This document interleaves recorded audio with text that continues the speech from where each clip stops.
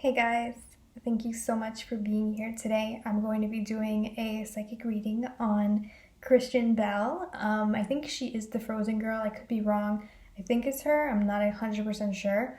But yeah, I didn't know. I know I have so many projects that I have not finished yet. I just haven't been in the mood to finish off the Harry Styles video and all that other stuff. I just wanted to do something a little bit more lighthearted and do a video on somebody whose energy was not that intense, just to kind of get back into doing these readings because I did take some time off. And yeah, I figured Kristen Bell would be the perfect person. If you're new here, welcome. My name is Charlotte. I am a psychic medium. I do celebrity psychic readings intuitively, and I also do sometimes pick a card readings, not with tarot cards, just off of my intuitiveness, and I'd call them pick a number readings. So I don't think about this woman. I literally just asked, who should I do a reading on? And I heard the name Kristen Bell. And then I Googled it. I'm like, oh, this is the Frozen girl. I think she's the Frozen girl. So, and then I Googled, so what's going on with her? And apparently she's having marriage difficulties. So I figured, all right, let's try something new. And let's do a reading on them for whoever is concerned or whatnot. And then after I saw their pictures together, I said, oh, there's a lot of stuff going on here. And I wanted to talk about it. So I'm going to start off with Kristen. She is another fawn-like energy. If you watched my video on Tana Mojo, I would call her a fawn-like energy, which is an elemental energy. There's a lot of elemental energy between both of these two people. I feel like there's a lighter energy in Kristen rather than Tana, so we're just going to go with that. Kristen is a very, very strong woman. I feel like she's probably been through some things in her past, probably being in Hollywood, that she's learned how to heal. There's something about her being very resilient. This is the type of person that you can yell at them and they'll just be like, okay, and they'll just know you're hurting, and they'll feel sorry for you rather than argue with you back. I feel like she's definitely done a lot of inner work, and she's a very resilient. The word that keeps coming up about Kristen is resiliency. So I find her to be a very resilient woman. She's a very strong woman. She has a very, very big heart, and I feel like I'm almost seeing in Cinderella where all those little animals and stuff, and she's so fragile with all the animals in Cinderella. That's what I'm seeing. I feel like this is somebody who's very fragile with everything and is very loving and compassionate towards all creatures. Even if she doesn't necessarily like you, she'll be nice to you, and she'll find it in her heart to help you. She's a very big helper. I feel like she loves to help people. I'm not exactly sure if she's into any charities or whatnot, but I am seeing that one of her gifts, because I did say she's a fawn-like energy. Usually within the elemental realm, fairies, fawns, not really so much elves, maybe elves, kind of. Elves are a little bit more mischievous. But I'm seeing for Kristen, she's had a lot of lives where she's had to be a caretaker. I feel like I'm seeing her as a caretaker to a grandmother figure. There's a pattern of her there's a reoccurring pattern of her taking care of somebody in her family, somebody that's elder. Like I said, she has a lot of compassion, and it's not just for children. I feel like she is the person that people lean on, that her older generations are coming up predominantly, that she's kind of the backbone of her family. I mean, she's rich and famous. I'm sure she provides for her family financially and whatnot, but I'm seeing that more so emotional support. She might have come from a difficult family, a family that may have had emotional distress, and she's kind of played the backbone in that, and I feel like it's happened from her. She's been that backbone since she was a child. So I'm hearing she's holding up the older generations. Okay. So she's kind of basically taken that role of being the person that cares for everybody and that is the backbone for everybody. For her parents, for her children, for animals, it all kind of just falls on her. This is the reoccurring pattern in her life. This is her life lesson. Okay. And I feel like this kind of goes into her relationship with Dax Shepard. This is the picture I'm using. If you guys are new here, I read people off of their faces, off of their eyes. So I don't use cards. I don't use anything like that. I do readings intuitively. I'm clairaudient, clairsentient, and clairvoyant. So I'll get visions, feel, hear. So naturally, somebody like this who takes on many hats, who takes on many roles, who's the caretaker, will become, they'll attract somebody else who needs healing. Because, like I said, I feel like her family, like her parents, were in emotional distress. I'm sure she comes from a nice family. I mean, I hate to be judgmental, but she doesn't look and doesn't feel like she's coming from like a lot of like trauma. I think this is more so just her being very emotionally intelligent.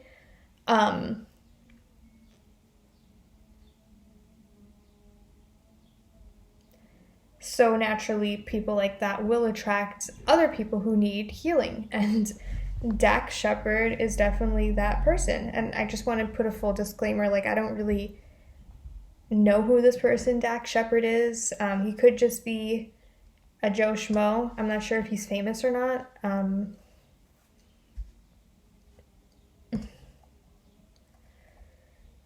And that could be part of the problem. So I'm seeing here there's a lot of pressure to keep up. I'm also hearing the word drugs. So this person might be on drugs. As soon as I tuned into his energy, I was hearing the word drugs. This person tries to make himself look like he's okay, but he's really not okay. He's going through, he's not healing. He's not willing to heal. He's not willing to put in the effort, therapy, everything like that. And I feel like it's very draining on Kristen because like I said again, she is a fawn-like energy, and usually elementals that have reincarnated into our plane are very sensitive, empaths, highly sensitive people. And that's what I am getting from Kristen. Although she is a very, very strong person, she is a very powerful force in a very good way. And like I said, she's the backbone to, yet again, this man. And I'm almost hearing the word like man-child. I feel like she's attracted a lot of men like this in her past before. I'm hearing that Jax needs to take drugs just to keep through his daily life. And I'm also getting that he might have done drugs like recreationally for fun, like when he was younger, and it kind of turned into a habit where now he's getting prescribed things, like prescribed Xanax or I'm not like Lexapro or whatever. This comes from him running away from his problems. I feel like this prescription, I feel like maybe somebody would have made him go to therapy at some point. It could have been Kristen. It could have been another girlfriend that he was with. It could have been, I'm almost getting like a motherly figure, but that doesn't mean that this is his mother. I'm kind of getting a motherly figure from her, meaning that like she has that maternal energy with him. Somebody definitely made him go to therapy.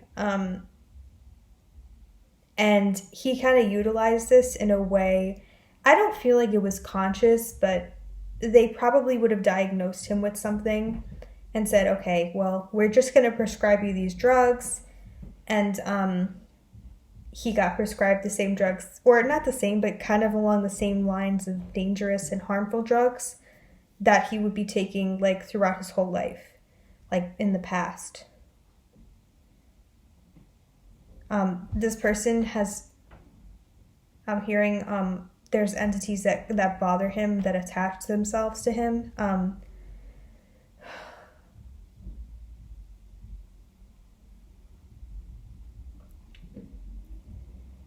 I'm hearing clouding up his judgment. Like I said, this person, he's very much struggling and he's not exactly willing to change. This is something that I think Kristen is realizing, hey, like, here I am again in this position where I have to play the mother role in this man's life. And she's kind of through with it. And I feel like this is a transformative period in Kristen's life. So do I feel like they are going to continue their marriage? I'm not exactly sure if they have children. Okay, I think they do have children.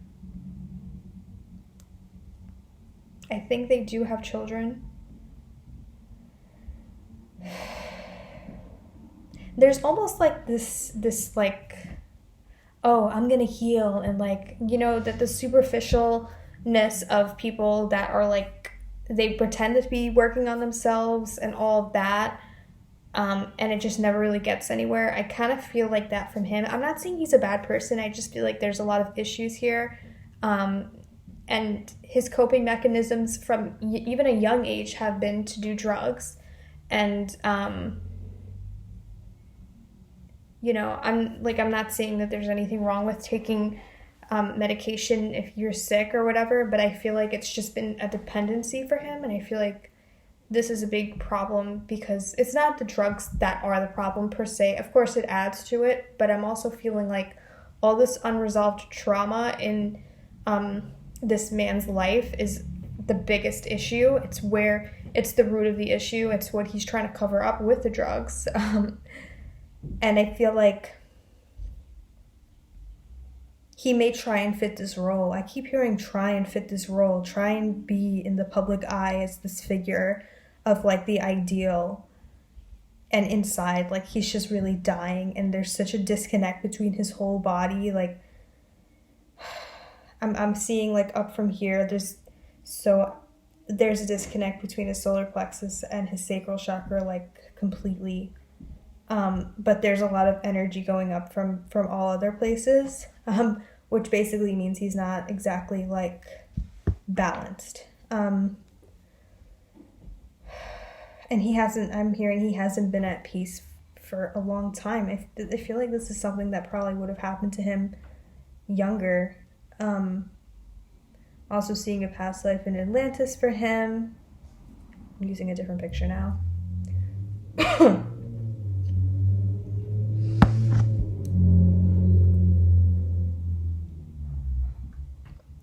Okay, so do I feel like these two people are going to get a divorce? He's dealing with some very difficult things right now. I'm not saying he doesn't want to change. I'm not saying he's not going to change. I do feel like he actually is making an effort in the best way he possibly knows how to do. Like I said, this might not be a holistic way. Some people may argue, well, he should get off the drugs, even though he's being prescribed or whatever. And, you know, he would heal himself from that. There's a lot of issues here. He's definitely working on it. I feel like as long as she sees that he's going to keep working on it, she's going to try and stay as long as she could. I feel like there's an evolution for her, though. She's gonna kind of mentally check out of this relationship because it's going to get way too draining for her. I feel like she already is kind of on her way to getting mentally checked out of this relationship. There's definitely a big identity issue for him. And she's scared. She's kind of afraid of where her marriage is going, of how he's doing. There's a lot of fear. There's a lot of uncertainty. There's a lot of unknown. Even though she is very fierce and very strong, she doesn't exactly want to leave this person. And there's a lot of guilt with leaving her husband and with leaving this man, because she sees how good he is and she sees his potential and everything like that. And it's almost a matter of, when he gets better. But this issue has progressively gotten worse. And it's not like it was never just there. And it's you know, they say love is blind, but now that they're married, I feel like it's getting progressively worse because there's not that much encouragement for him to change. I feel like he is trying to change, but it's not going as fast as in the way where it's getting anywhere. He still has these substance abuse issues, and there's still just like him trying to be perfect in everybody else's eye, which comes from a place of inferiority. There's a lot of there's an inferiority complex between with him. Never being good. I'm hearing never being good enough for her, and never being as good as her.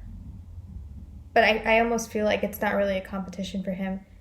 He just feels guilt almost that she's still there. So it's a very, there's a lot of trouble.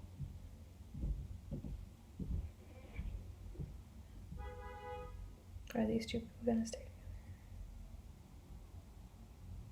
I'm hearing it's not over for her. I feel like they may separate. I'm hearing the number 13, so I'm not sure how old the kids are, but as soon as the youngest one maybe turns 13, it's almost like they're giving it an age for the children, because they do want to stay together for the kids, I feel like. So I feel like the children are going to keep them together, but I'm almost here as soon as the youngest one turns 13, then they're going to start thinking about separating and doing it like gradually like that. Maybe one of them moves out. I don't feel like it's going to be a fast divorce. I feel like this is something that's going to happen with time. I'm not sure how old the children are, if the youngest is 13 yet or not. I'm just hearing she's going to start thinking about this once the youngest is kind of old enough to be all right without living with the father. Wow, that was a lot.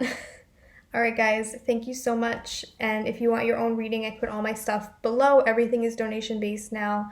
So yeah, have a great day, guys.